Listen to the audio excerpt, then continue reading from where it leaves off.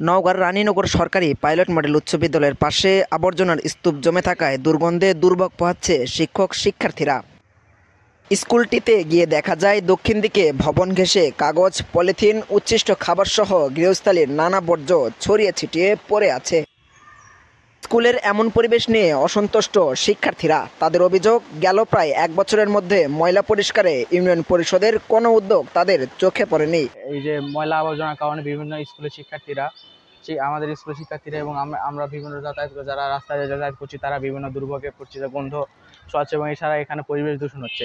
কতিপয় কিছু পাশের বাসার লোকজন ময়লাগুলা ফেলতেছে, কিন্তু আমরা আমাদের নজরের আড়ালে আমরা বুঝতে পারতেছি না, কিন্তু এটাতে আসলে দুর্গন্ধ ছড়াচ্ছে।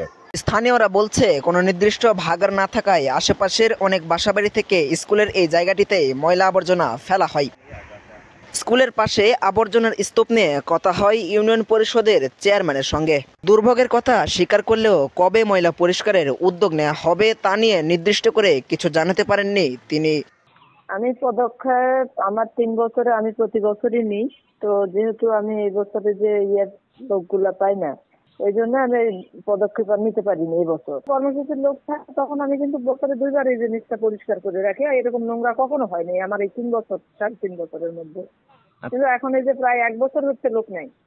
গত ৫ই আগস্টের পর থেকে লোক বন্ধ রাখছে। বন্ধ রাখার কারণে আমি পরিষ্কার করে নিতে পারতেছি না।